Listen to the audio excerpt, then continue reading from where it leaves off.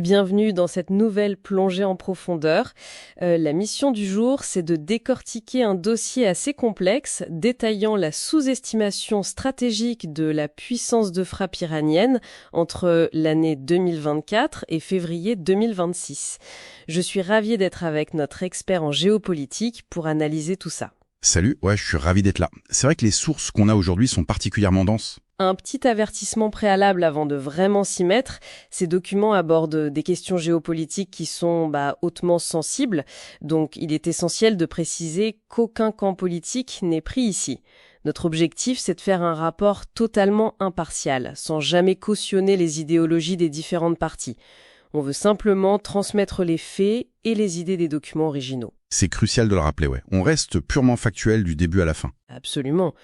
Bon, décortiquons tout ça. Si on reprend la chronologie pour bien comprendre l'évolution rapide de la situation, il y a d'abord cette sorte d'illusion d'avril 2024. Ouais, l'illusion, c'est exactement le terme.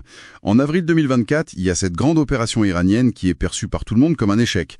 Enfin, on parlait de 99% d'interceptions par la coalition. Donc, vu de l'extérieur, on se dit qu'ils ont totalement raté leur coup. Ouais, sauf que les données qu'on analyse maintenant montrent que c'était pas du tout une attaque pour détruire. C'était littéralement un sondage massif pour tester et analyser les défenses occidentales. En gros, un crash test grandeur nature pour voir comment le bouclier d'en face réagit. Une transition massive vers l'usage de missiles à propergol solide. Et pour ceux qui ne sont pas familiers avec le terme, le propergol solide, c'est un carburant qui permet de stocker le missile déjà prêt à être tiré. Un peu comme une cartouche dans un fusil, en fait. Pas besoin de remplir le réservoir à la dernière minute. Bah voilà. Avant, avec le carburant liquide, ça prenait des heures de préparation sur le pas de tir, ce qui les rendait ultra vulnérables aux frappes préventives. Avec le carburant solide, le lancement est quasi immédiat. Résultat direct de ce changement, le taux d'échec au lancement est passé de 50% à seulement 10%. Et c'est là que ça devient vraiment intéressant parce qu'ils ne se sont pas contentés de changer le carburant.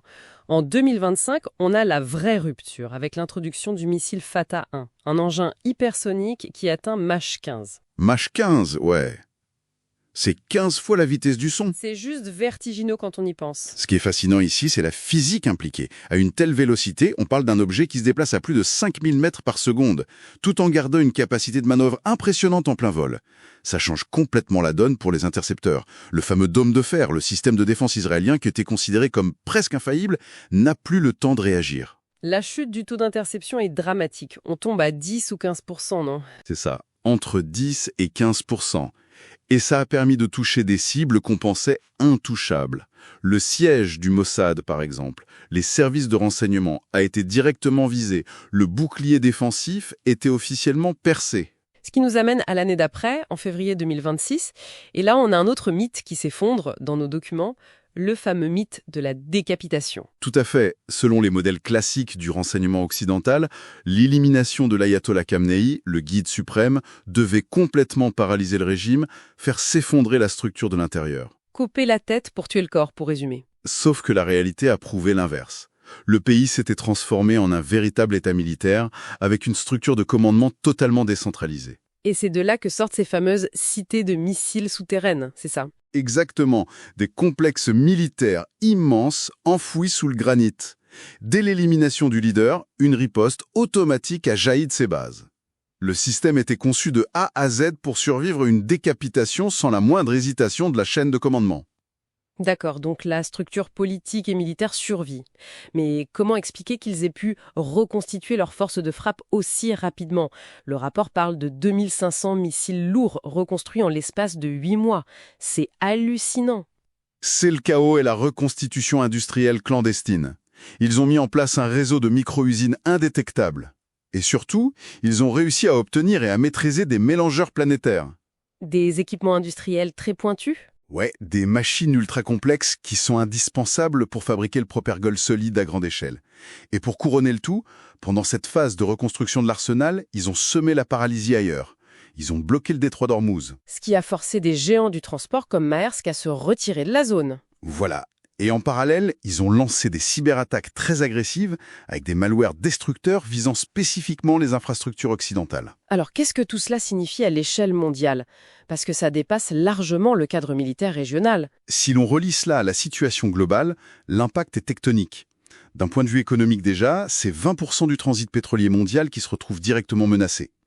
Mais le changement majeur, c'est la doctrine nucléaire. Face à des missiles hypersoniques inarrêtables, Israël a dû passer à une divulgation nucléaire sélective. On sort complètement de l'ambiguïté nucléaire, donc. C'est ça. Et la théorie de la destruction mutuelle assurée, la fameuse doctrine MAD, qui maintenait un certain équilibre, glisse dangereusement vers ce qu'on appelle la NUT, la théorie d'utilisation nucléaire. C'est l'idée qu'on pourrait réellement utiliser des armes nucléaires tactiques sur le terrain pour compenser un bouclier défensif percé. Les règles de la guerre sont totalement redéfinies. En résumé, l'innovation hypersonique, la résilience incroyable de leurs institutions et cette reconstitution industrielle de l'ombre ont complètement déjoué les anciens paradigmes de défense. Et cela soulève une question importante. Si la dissuasion conventionnelle est aujourd'hui obsolète et que les grands acteurs assument de glisser vers l'usage d'armes nucléaires tactiques, comment les puissances moyennes, celles qui ne disposent pas de l'arme atomique, vont-elles pouvoir préserver leur souveraineté ? Dans un écosystème où l'offensive balistique surpasse définitivement le bouclier défensif, c'est une piste de réflexion idéale pour prolonger cette plongée en profondeur. Merci d'avoir suivi cette analyse.